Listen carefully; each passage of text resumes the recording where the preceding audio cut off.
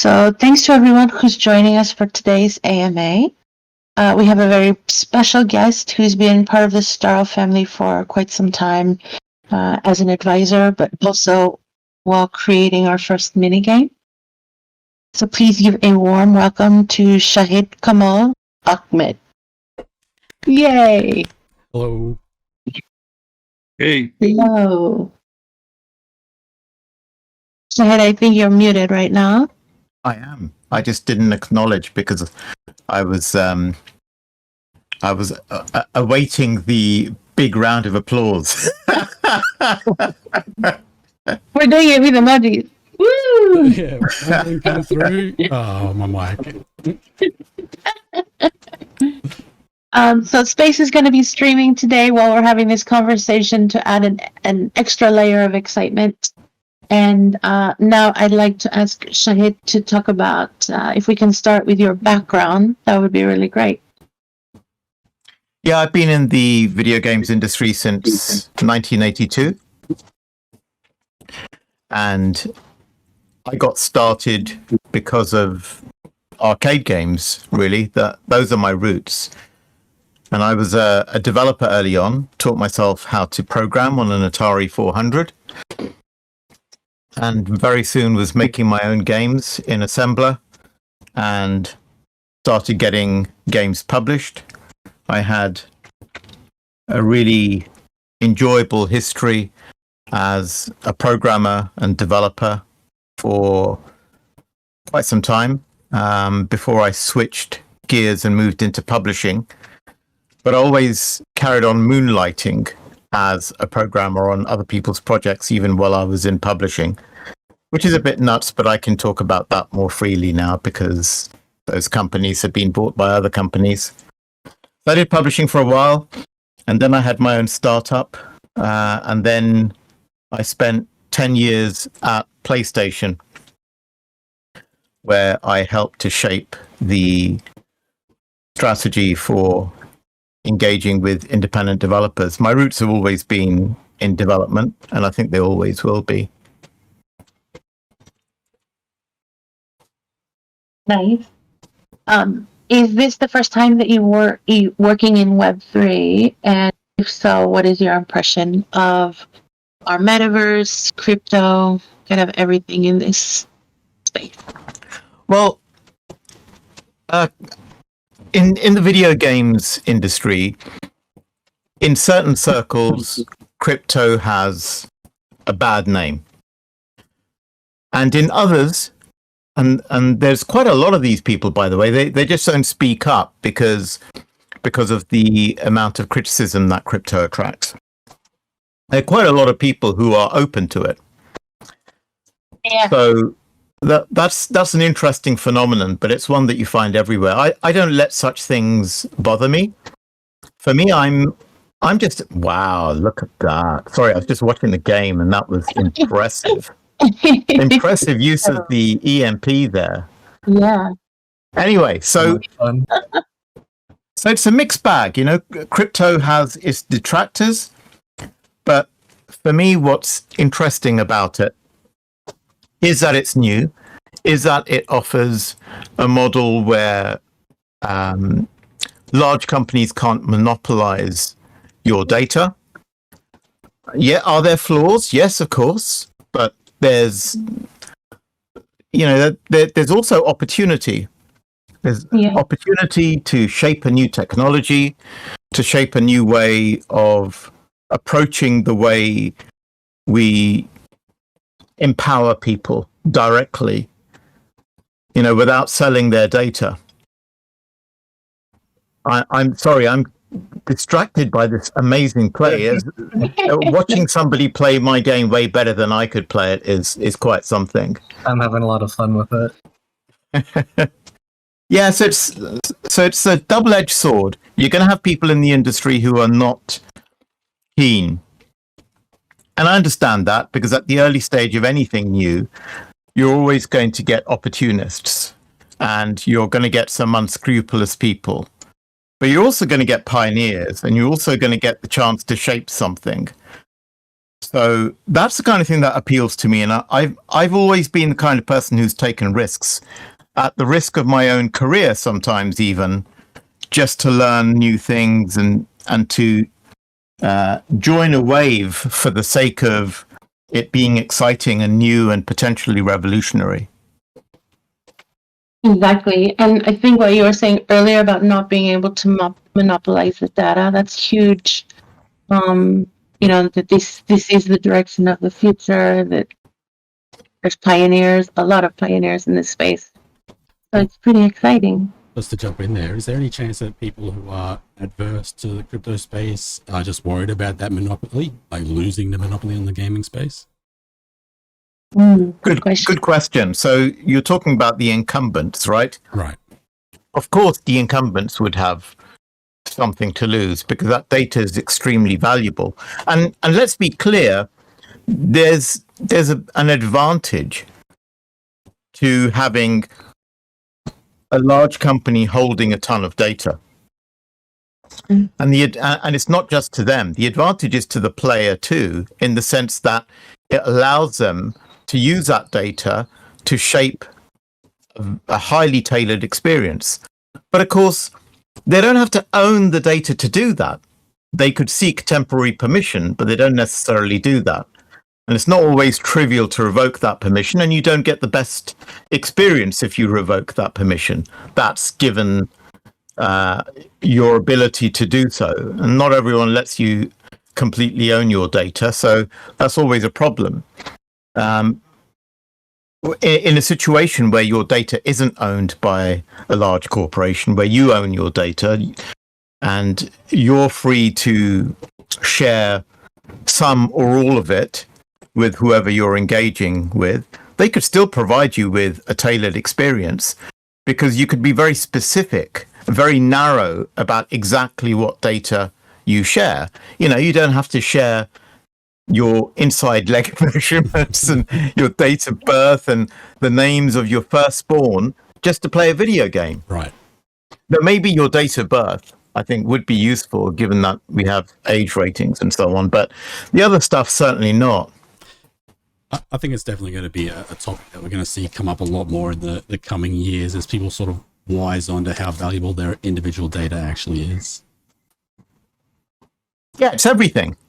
I mean, the data is what built these huge social media companies. We, the users, are the product. Right. Interesting. Sorry, just completely derailed everybody, but is that something that inspires you in this space? You're looking forward to a more decentralized idea of ownership? For sure. I mean, it's one aspect among many, but I think on principle, just being able to own your data is a declaration of personal sovereignty. Now, I don't mean personal sovereignty in the sense that some people think of it.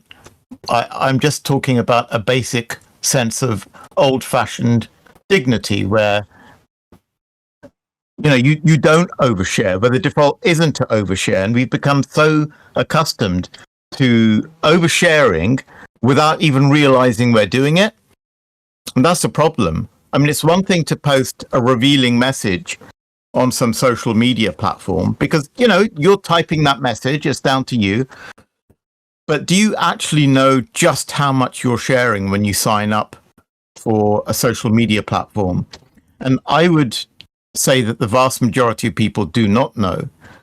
And I think that's a real issue. So yes, ownership of personal data is very important to me. It's not the only thing that's important, just the whole decentralized nature. And it's not just ownership of data, it's ownership of items. It's ownership of absolutely everything to do with you, your own assets and so forth. All of these things I think are really important because they speak to a person's freedom. Sorry. The ownership one with NFTs is the big issue that's happening here in the gaming space, and hopefully that does solve some issues. But yeah, it's like you said, the distractors at the moment are everywhere. Definitely exciting. Sorry, I'll let you get back on track there, Naomi. Can I ask one question real quick too? Yeah, please. Let's go with the yeah. flow. Yeah, you mentioned it's a polarizing view on crypto in the gaming industry, and you were pretty quick to jump into it and kind of get your hands dirty and kind of figure it out before most in the industry. And I'm wondering if there's been any other situations in your career in the past 40 years where it was kind of a similar thing that you learned to jump in and maybe there was another polarizing situation and you kind of jumped in and figured it out. Yeah, I think my whole career has been about embracing difficult decisions and going with growth rather than with the status quo. And me getting involved in video games in the first place in the early 80s was a big step away from the consensus view, which at the time was go to university, learn a STEM subject, become doctor, lawyer, engineer, whatever, because there were very few careers available at the time, certainly none in computing, or very, very few, and they were extremely boring data processing jobs. Right? So that was going against the grain. It was very risky. It was not cool. Certainly not as cool as it is now. That was one example. Me leaving a really good position at a developer to go to publishing was, I think, perceived by some people as a step away from development, which at that time needed people like me. But I wanted to learn the industry, and so I took a massive pay cut to move into publishing because I wanted a broad understanding of the entire industry. Yeah. And then again, once I was doing really great, I mean, I moved up from a fairly junior producer all the way up to an exec producer in the space of 4 years. And I had the opportunity to continue in that trajectory, and I decided to go and start a startup, which was about helping developers bridge the divide between not having any running code and being able to approach publishers with a prototype. And then again, going to PlayStation, that was the final piece of the jigsaw. I could have carried on in publishing or startups or whatever. But again, I started at the ground up, and it was controversial. It was financially detrimental, but it meant I had a broad sweep of the industry and a broad understanding of the industry because I'd done development, I'd done publishing. Now I wanted to understand platform. And to begin with, it wasn't particularly controversial. It was quite conventional to be at a company as large as PlayStation. But I made it controversial by embracing independent developers and focusing on them, even at the expense of my own position, until eventually a position was created specifically for the kind of thing that I wanted to do. And then it was extraordinarily successful. And then again, when my trajectory at PlayStation was practically vertical, I decided I wanted to get back to making games again. So, my whole career has been about that, embracing risk, embracing growth, and doing things that the popular view would not necessarily agree with. It's certainly admirable to follow your own footsteps. Mm-hmm. Well, I wouldn't recommend it to everyone. It's not necessarily the best way financially, but in terms of growth and understanding and allowing me to have built a perspective that's pretty broad, and also my tolerance for discomfort, put it that way, has been tested. So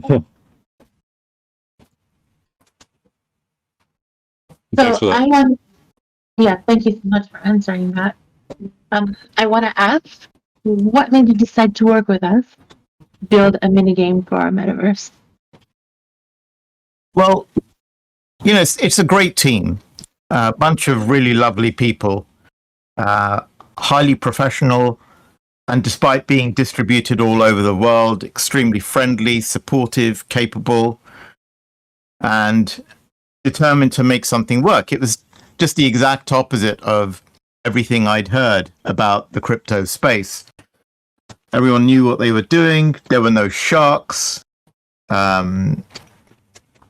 So thank you for being great people. I mean, that was obviously a big part of it. The other thing was, as I said, I just wanted to learn about this space. And I thought this is a really good team from the ground up where I could learn about the space. And as for a mini game, you know, I was brought on as an advisor, and one of the earliest issues the team had was finding a mini game to put into the Starcade. And so I thought, okay, well, why don't I have a go? If we're having difficulty getting this done, this is something I've done before. It's not exactly a huge thing that I'm going to make, so why don't I just give it a go? And that's how it came about. I mean, obviously, I had to squeeze it in alongside all my other responsibilities, so it took longer than I would have liked. But that's why we needed a mini game, and we didn't have one, and so I stepped up and decided to make one. Great. I feel like there's no better person to be first. Yeah, exactly. And thank you as well for being so great. It's lovely to work with you. Thank you. Yeah. So let's talk a little bit about inspiration, your inspiration for the game. You've talked about spending quite a bit of time in the arcades as a kid. So I'm wondering if you bring any of those memories, or if you brought any of those memories or experiences into these mini games. Oh, absolutely. I mean, first you have the vertical scroll, and you have the varying speeds of the vertical scroll. That was always a key component in the early arcade games. Then you have a lot of stuff going on the screen. That was also important. So you've got a high score focus game. You've got the EMPs, which are a proxy for smart bombs, which again you saw in early arcade games. So you've got all of these touch points.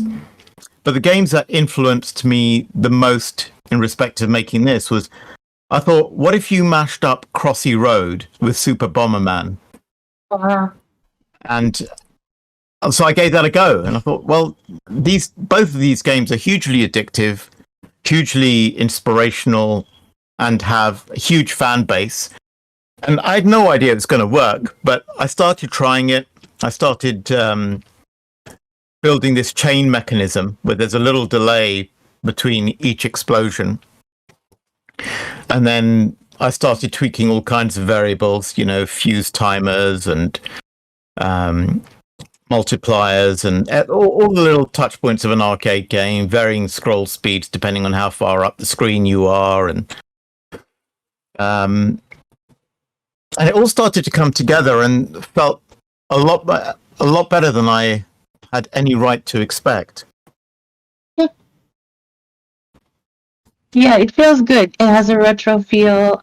You know, it makes you, it's mesmerizing. It's great. And panic inducing. Don't forget that.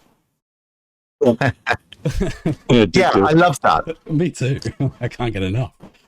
And the thing I wanted to capture, right, was, yes, panic inducing, but there's enough leeway in there that you could embrace the chaos and really do well. I mean, you could be right in the middle of a field of bombs and still survive. And there's no feeling quite like that in an arcade game where you think, this looks impossible, but I'm going to do it. And that for me is a metaphor for life. So I really enjoy that. And I wanted to make sure the game had that quality. I've had too many. Sorry. I've had too many. I should have died there moments where, you just all of a sudden continuing on without having expected that. Yeah, absolutely. I love that Space is just casually crushing his top score here too. Exactly, yeah. I'm about a year away from playing this well. if that. But how did you come up with the concept for To the Moon? Sorry, I didn't get that. The concept? Oh, sorry, I think Noam is asking about coming up with the concept of To the Moon.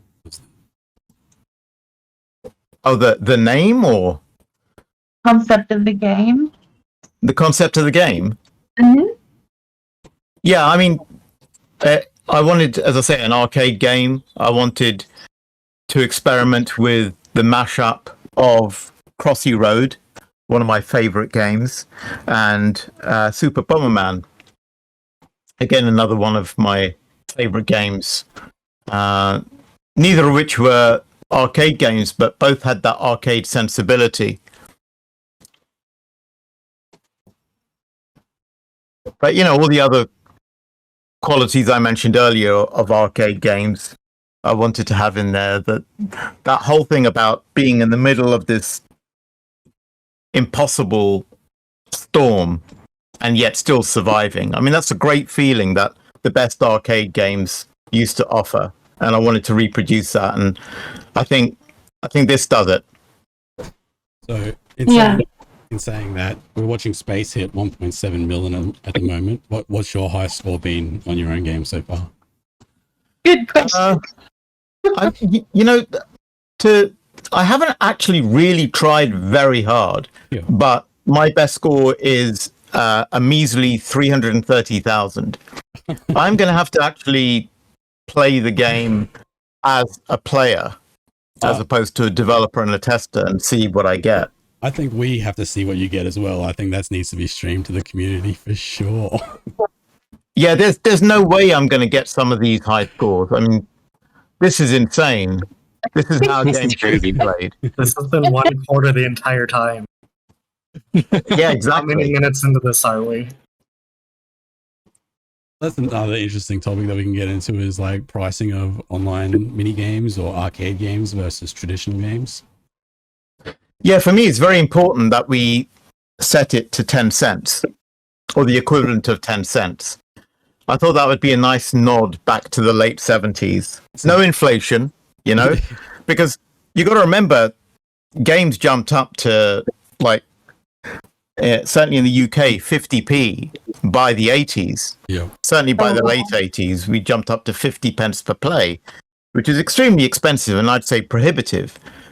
And I think the whole point of arcade games was that you didn't think about putting in another, in the old days, a quarter. So you started off with 10, but then it went up to a quarter quite quickly.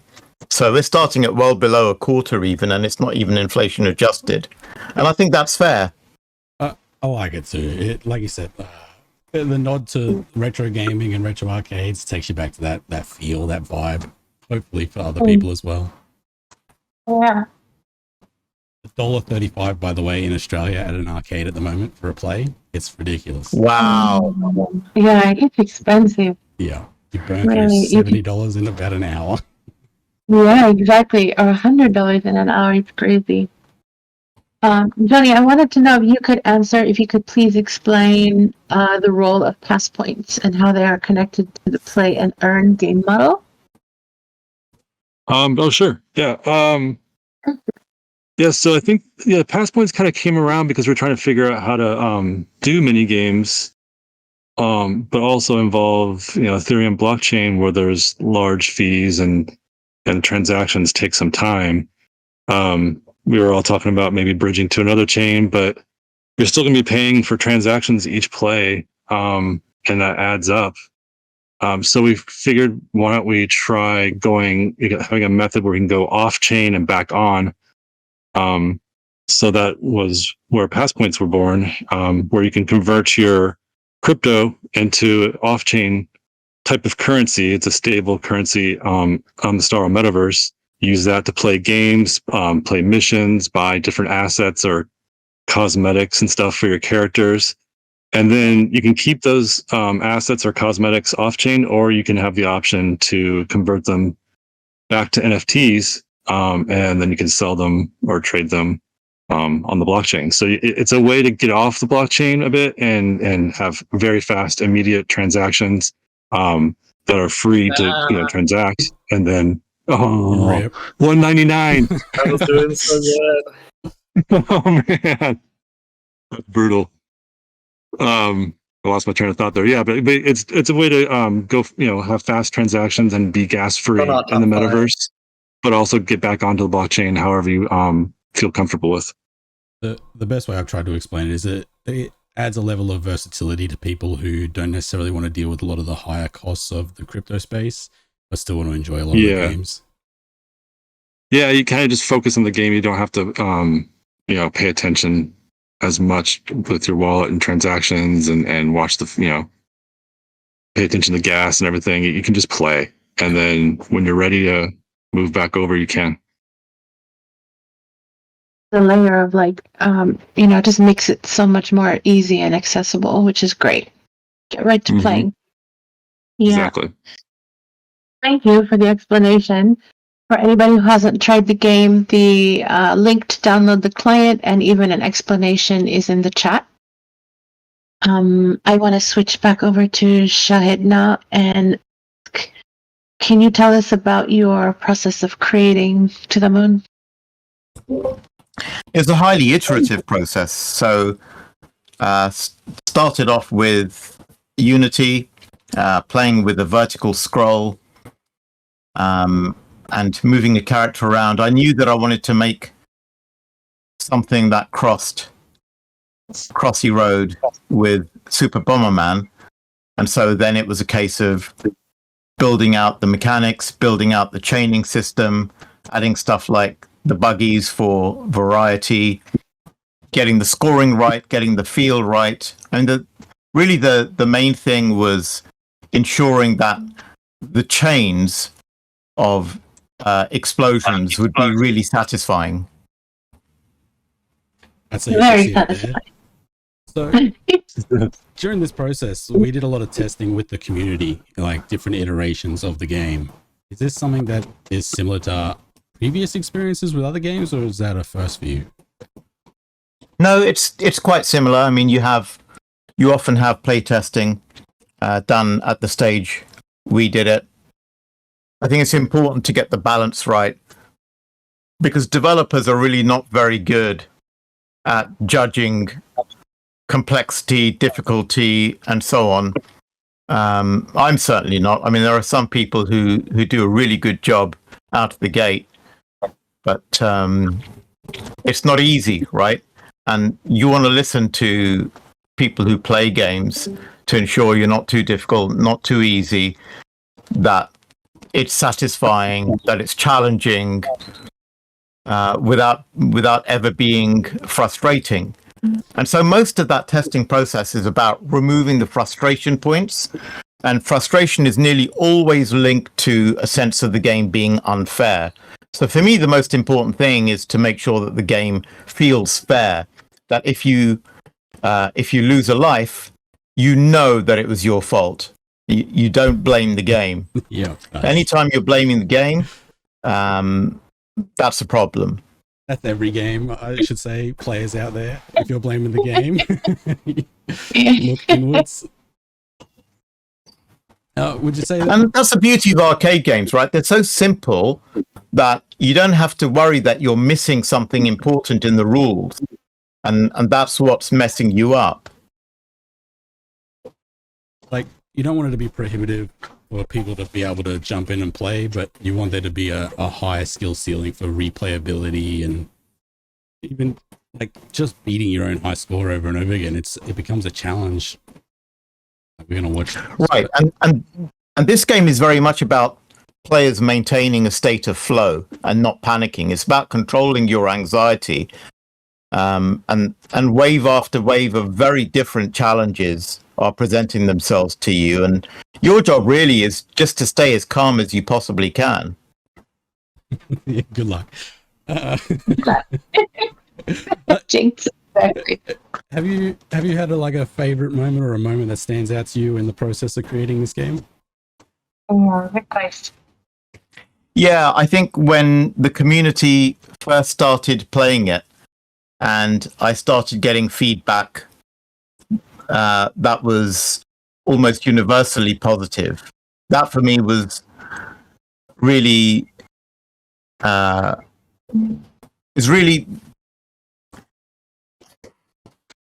I know. I felt vindicated. I thought, yeah, here. I am making video games decades after I started, and people are enjoying it. That's all you want as a creative person, you know. You want other people to enjoy your work. You want people to enjoy your experience. You do it so that other people can enjoy it.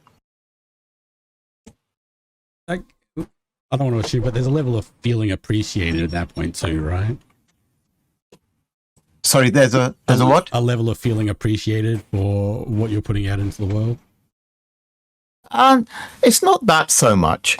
You know, I have a family, so I don't seek my validation from the outside world.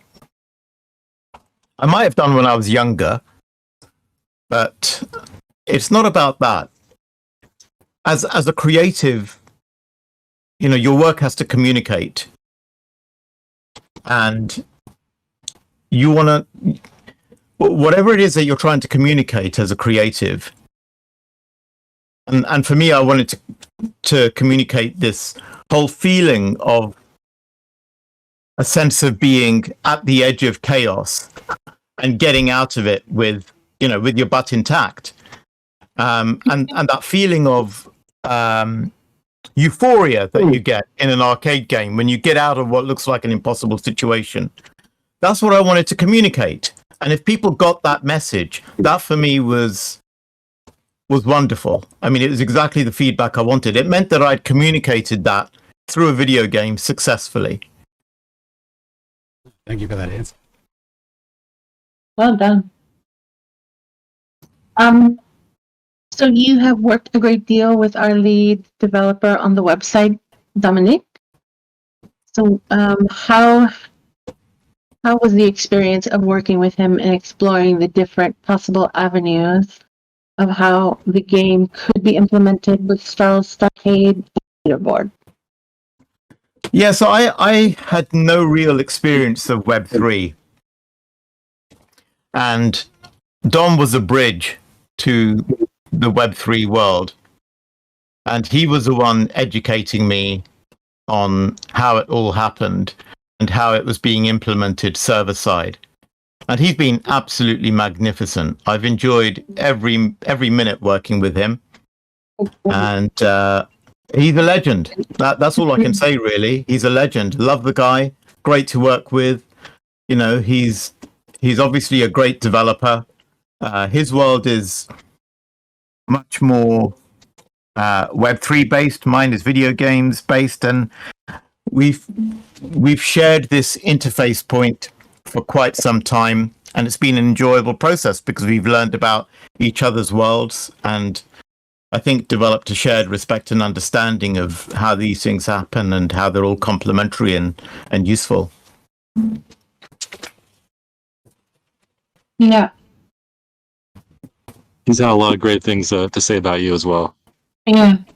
Oh, he's amazing. Honestly, it's been an absolute joy working with Dom. Yeah, he is. Yeah. I'll make sure he hears this later with the recording. Just save it using his ringtone for sure. I think we're going to jump over to see if we have any questions. Before that, I wanted to ask if you have any advice for aspiring indie game developers. Yeah, I would say make as many different types of games as you can. Make prototypes. Don't make huge projects. Make tiny projects. Test individual mechanics. Make mini games. Make them quickly. Don't worry about polishing them. And that's something that will come with experience, and it will come later. I'd say approach everything to begin with as a prototype. You know, test this idea, test that idea. Make sure that you've covered all of the video game language. And by language, I mean the language of design, not the programming language. So try and understand how your favorite mechanics work in different games and try and reproduce those, try and make tiny little experiments that use those mechanics and become flexible and iterate fast. I mean, the reason for this is simply it's the quickest way to learn. What you don't want to do is take years and years making your first thing, because all right, that has worked for a tiny minority of people and they've been spectacularly successful at it. But what works for a tiny minority of people doesn't work for the vast majority of people. And we love those stories of the tiny minorities of people simply because they're the outliers. And I would say, don't get fooled by that. All right, maybe you are the one who makes the next Stardew Valley, you know, maybe. But the likelihood is that you're probably not. And you might spend a few years getting disillusioned. I mean, there are thousands of stories of people getting disillusioned because they took too long to make something. And I have a lot of failed experiments where I didn't make something because I took too long to get to the fun. So number one rule in video games development is find the fun as quickly as you possibly can and then build on that. Good rule. Yeah, and when you start, like you were saying, small projects, what would be the model for that? Something like a mini game, a web-based mini game? Well, it doesn't really matter what the target platform or device or technology is. What matters is that you make something small. I mean, I'm saying even smaller than a mini game. I'm saying just test single mechanics and find the fun and do prototypes really, really quickly. You know, get to a point where you're able to prototype things very quickly. And through doing this kind of thing again and again, you become extraordinarily flexible and adaptable, and you can start applying a skill learned in one area to another area. I think your advice, find the fun, applies to anything, really. This is a good rule to live by in general. Everybody, find your fun. I guess maybe not with heart surgery, but certainly for most other things, yeah. But here's the thing, right? I mean, a lot of people say, go do something you're passionate about. And I say to young people, don't do that. Because very often that's the sort of thing that can kill your passion. Right. So true. It's very true. Just expose yourself to a lot of things, you know, go wide to begin with, go as wide as you can. And then you'll find something that you like and then go deep. It's hard to turn your passion into a job when you don't have the experience of trying many things out. Right. And the process of finding your passion, I think, is very much about deep learning of a given field. You begin to love something when you really know it. And it's impossible to really know it until you spent a lot of time. And that's when you get passionate, when you're extraordinarily confident and skillful at something. You know, passion is not just fleeting excitement that you get about something new and shiny. True passion is that which you've dedicated thousands of hours of learning to. And now you have this discernment. You're able to discern very confidently within a given field. And when you have that quality of discernment, that's when there's real passion, when there's real love for the field. I'm taking a really simple example, right? For people who are not coffee lovers, one cup of coffee is like any other cup of coffee. It's very hard to get passionate about it if you're not really a coffee connoisseur. Mm. But once you start getting into coffee, once you start going down the rabbit hole, and you end up being one of those people who's really precise about how much their coffee weighs and the water extraction ratio of your espresso compared to the weight of the coffee, the grind size, the amount of time that you wait before you use your roasted beans, All this kind of thing. Then you start to care, and that care is passion, right? And then you're able to talk confidently about something, you're able to talk skillfully about something. And sure, maybe you don't want to become a barista, but I think until you have that level of discernment about something, it's very hard to understand what's good and what's not. And until you understand what's good and what's not, you can't really become skilled at anything. Right. It does take a while to find your way. I think we're going to open up to questions now. So if somebody would like to ask a question, please just unmute yourself and ask away. I mean, I can take the first one if I could. So, Shahid, recently you've released a series, Code is Just, where you've really opened up about your past and everything that you've gone through in your career.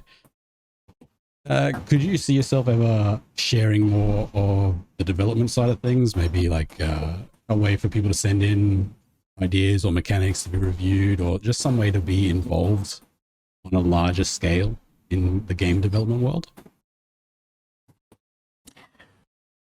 I'm not sure. I mean, can you expand on that a little? Like, could we ever see a series where you're breaking down development techniques or coming up with new mechanics? Is there any, there could be already. Are there videos out there of you already doing that? Not of me doing that, no. But I have been thinking about making a course, a very opinionated course on how to make prototypes, how to make games for absolute beginners. It's definitely so that's something that's probably in the pipeline at some point. I think it'd be cool to see a Shahid flavored dev course for sure. Watch this space. Excellent. No pun intended.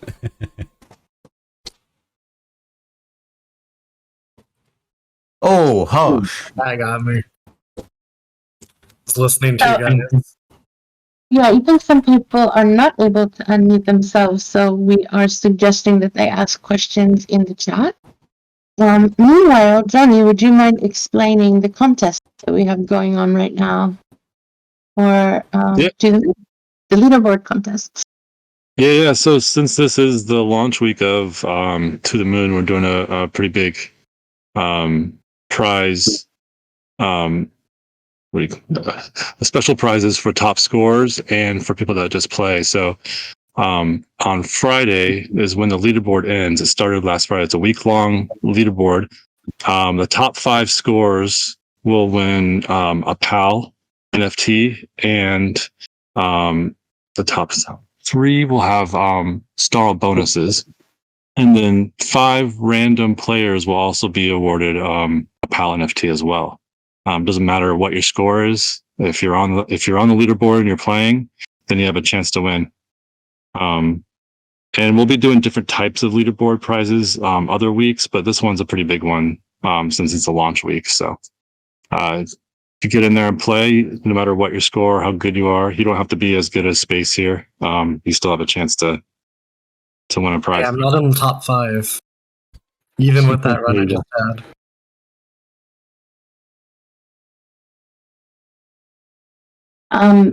I want to mention, in case you're new and you haven't entered our metaverse yet, that in the chat, the game client you can download to enter is there at the website. There's also an article about pass points and another article about To the Moon.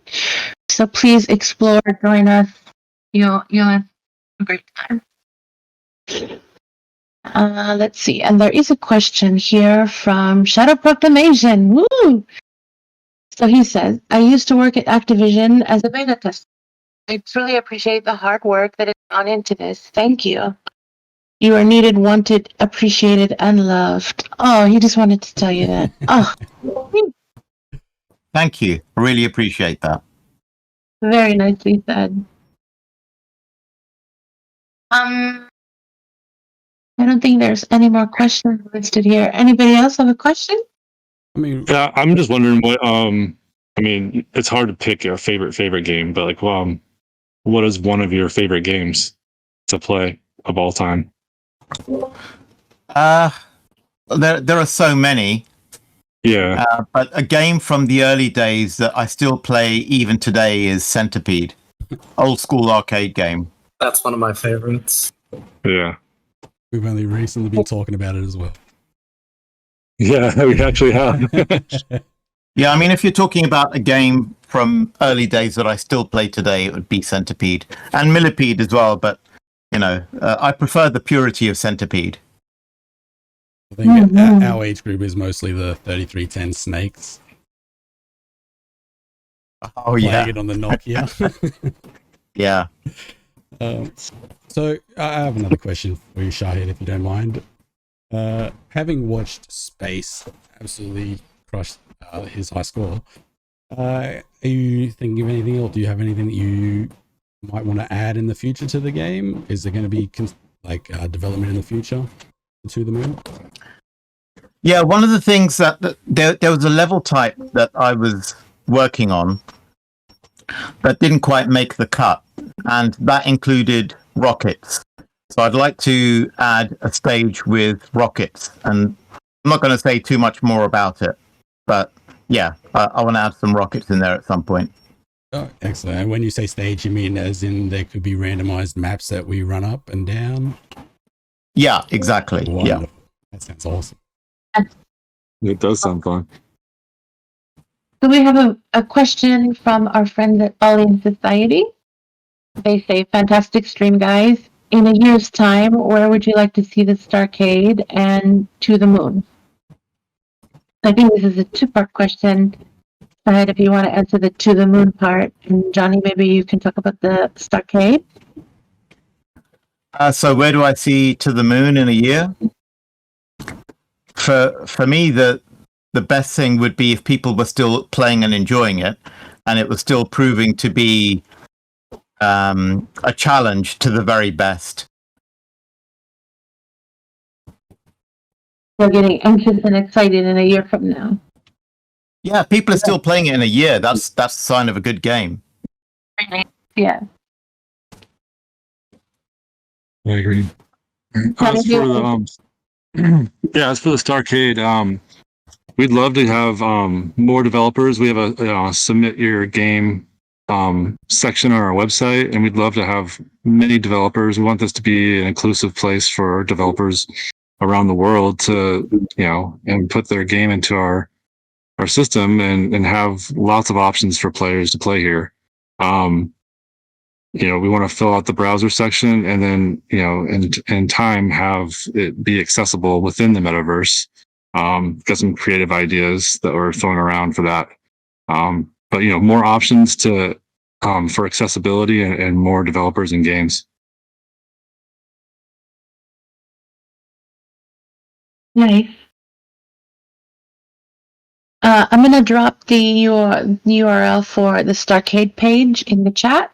And there's actually a form there that you could fill out if you're an indie game developer and would like to submit your game for the Starcade.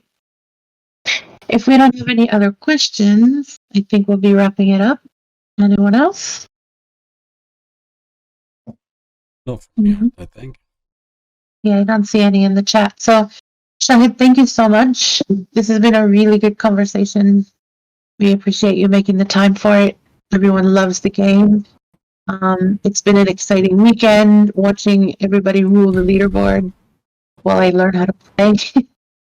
My pleasure. Thanks for having me. Thank you. And thank you to everyone who joined us. Enjoy the game, and we'll do another one of these soon. Thank you. Do you have anything that you'd like to promote, Shahid? Coming up? Question. Anything I'd like to promote? Yeah, play To the Moon. That's wonderful. Yeah, do it. We think you'll like it. Absolutely. Very cool. And I'll just say, if anybody hasn't, take the time, read Code is Just. There is 3 seasons. There's a lot there, but it's an enjoyable read. It gives you a perspective into a different world if you're not a part of it. And I've definitely enjoyed it. So do the same.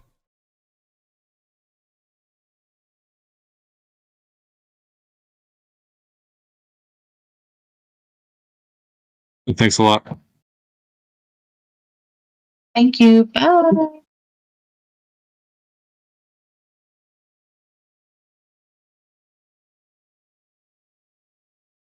There it is on screen now.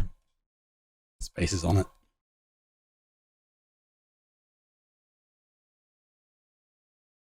All right, so what'd you get, Space, just then? 2 mil?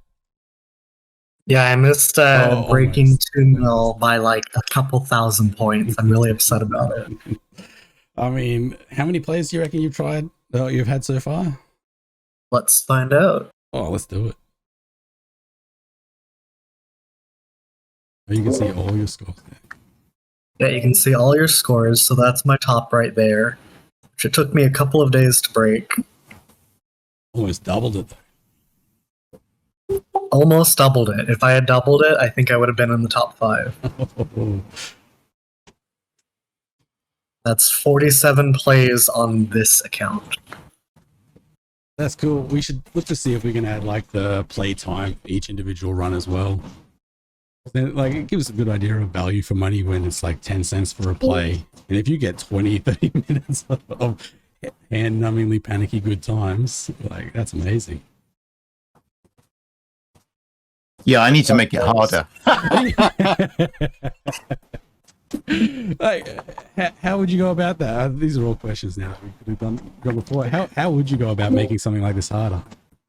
Yeah, it's a good question. The way to do that is to create levels that are handmade rather than procedural, and make them close to impossible unless you follow a specific route with specific timing.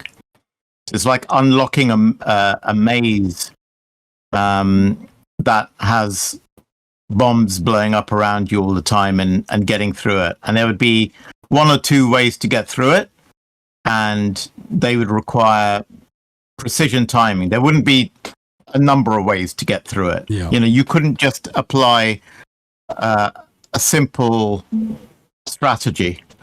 You know, you'd have to unlock it by thinking about the best path through. Kind of like people who do speedruns of older games as well, right? That's become pretty popular online. Right. That's definitely cool. Like, one of the things that I noticed in this version compared to the ones that I was testing before it was released is the pre-primed bombs. Those caught me off guard a couple of times. Sorry about that. I think it's definitely necessary. Like, we were trying to come up with all sorts of ideas of ways to sort of make the game more difficult or a little bit restrictive for some people who are getting up into the millions in nice in space. What just happened there? I wasn't paying attention. Nobody saw it. Yeah, where once you're getting into like the millions, all of a sudden like something speeds up or the bomb fuses go a little bit quicker, where it just makes it a little bit more difficult for people to hit 12 million points. Yeah. So the other thing I was thinking about adding was a procedural stage that requires you to clear all the bombs before it lets you progress. Okay, yep. That's pretty cool. Like, how would that change the screen movement at all, or would you go on the screen movement would be very slow for that type of level. Okay. Yeah, so it'd be very slow, but there would be like a wall, and the wall would have like bombs next to it, and the only way to get that wall to drop or to become destroyed would be to clear all the bombs in that wave. That's cool. That definitely changes up gameplay in a massive way instead of just beaming it down the middle. Right. One of the other ones we thought of was, do you remember the skiing game that was on every school PC where you eventually get chased by a Yeti?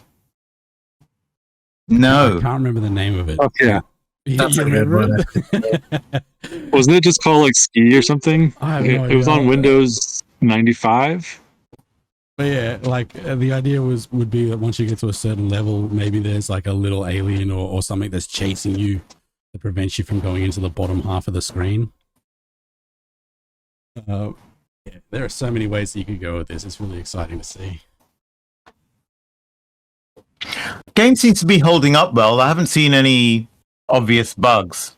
I haven't experienced any, to be honest, in the few dollars worth that I've managed to play so far.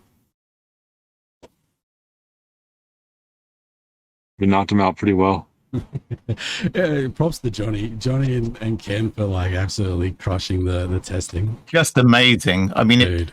if it hadn't been for them, this wouldn't be the game that it is. Ken was amazing, yeah. There's a reason he's a meme and the number one to beat.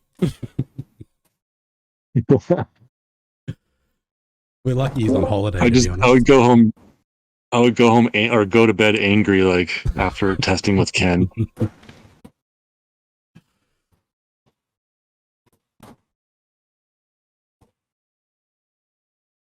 Another thing I was thinking about experimenting with was that as the scrolling speeds up, the view shifts to become a bit more 3D and less top down, so you can see further into the distance and plan better.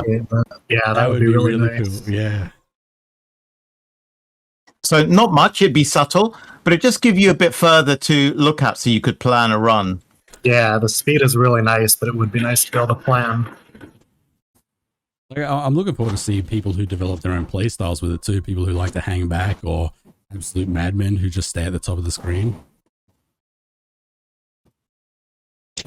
Yeah, I'm not sure, but I think I've got it so that the scoring is higher the faster the scroll.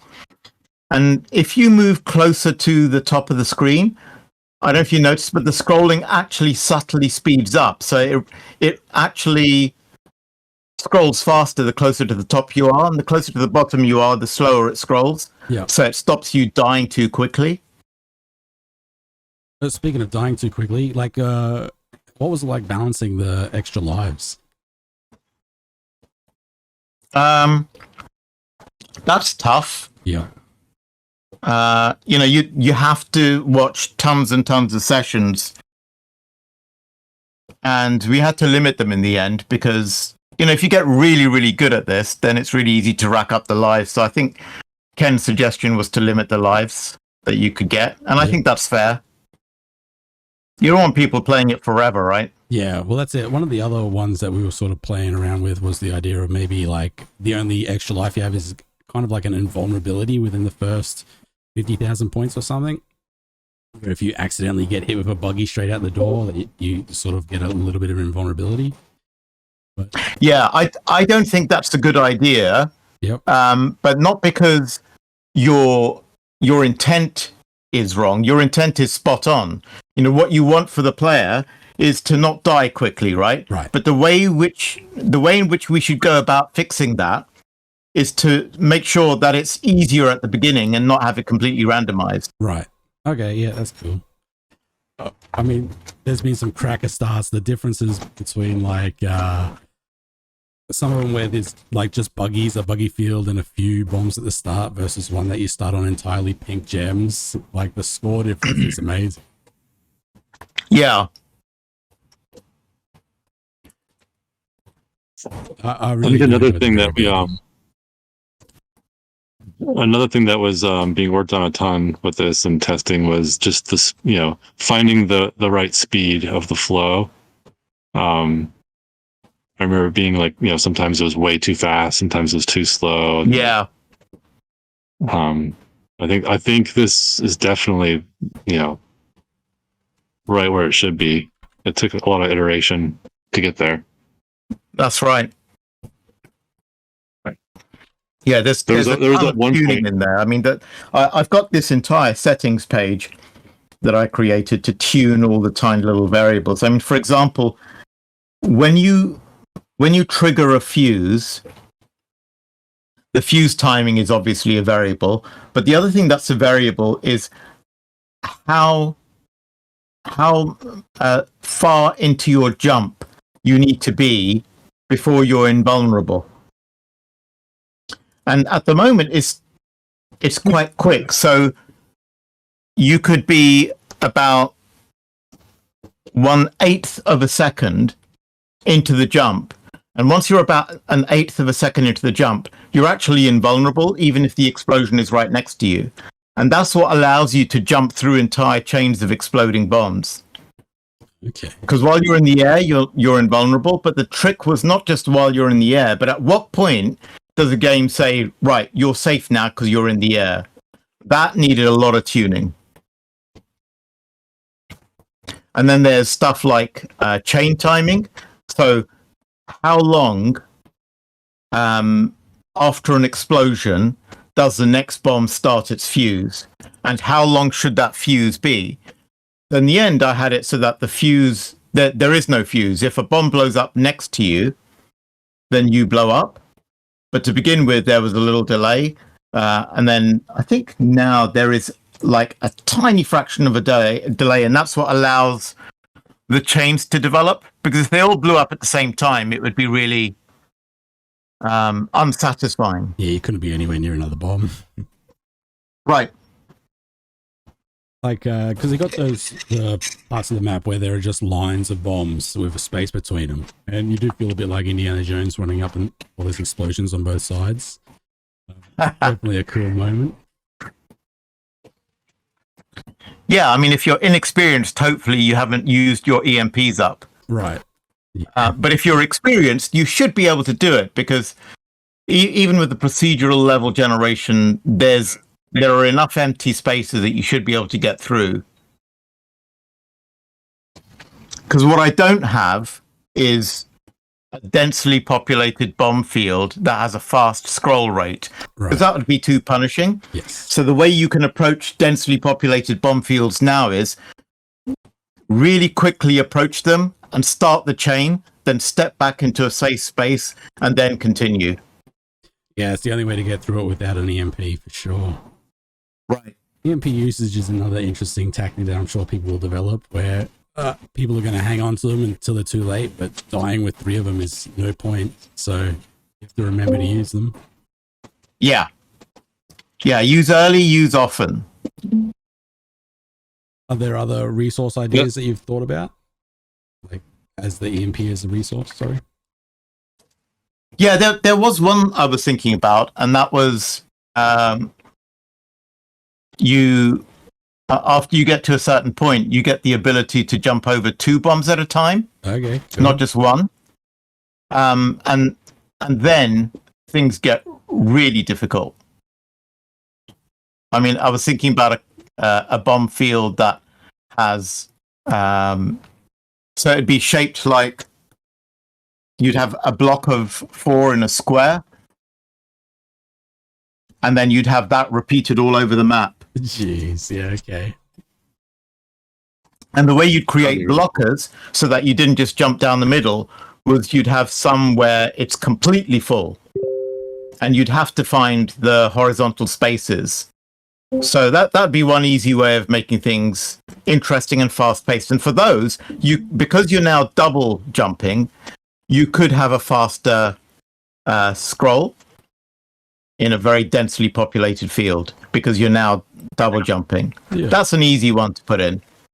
Would you just on your own level, would you put tie that to the score or time played if you were to like choose a specific area to put that into the game?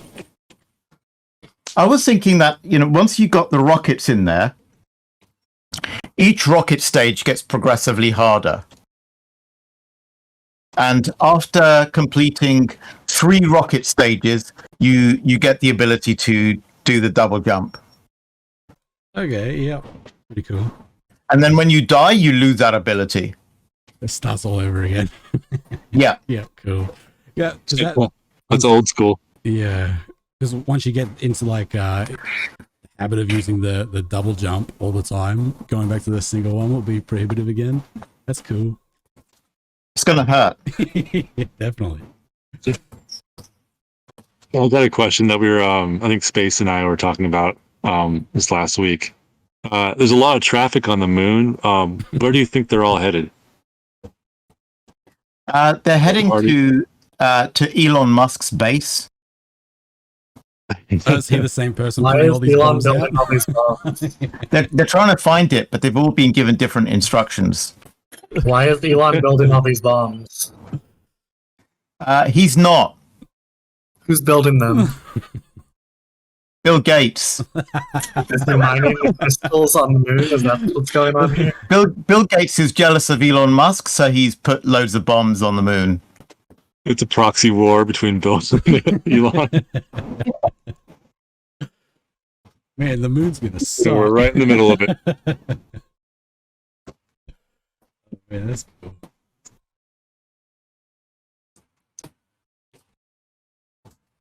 I wasn't being entirely serious, but apparently they do have a spat going on. Well, there's only one way to solve it. It's our top 5. Whoever's on That's the right. on the high score list. You should tell them both to play To the Moon. Absolutely. Let's get on that. Elon would win. You think? You don't There's think only Bill one way Gates to is like find a game out. fiend? Yeah, absolutely. If you had to pick a console that they each play, what do you think it'd be? Sorry, if I had to pick a console for what? But that they would each play, like what's Elon's go-to and what's Bill Gates? So Elon would play PlayStation 5, and obviously Gates would play the Xbox. Oh yeah, I forgot that they had a part in that. That's true.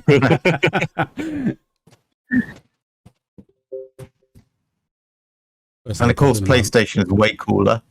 Oh, okay, right. You're a PlayStation fan. No bias. No, none at all. No. The fact that I spent 10 years there and I have blue PlayStation blood has got nothing to do with it. Man, I still remember. I have fond memories of spending too much money on the PSP movies. Oh, wow. Who wanted a DVD when you could have a custom PlayStation mini disc? I like the mini disc as a format. Oh, absolutely. How about the Game Boy Advance as a video format? Ooh. How do you feel about that? I have mixed feelings about that. Just the Game Boy Advance or Nintendo in general?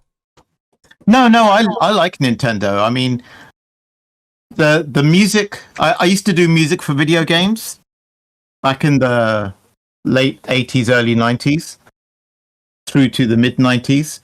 And the music that I did that apparently is the most loved, and I've only found this out decades later, is the music I composed and the driver I wrote for Resident Evil Gaiden on the Game Boy Advanced and Game Boy Color. I was listening to that one not too long ago, actually.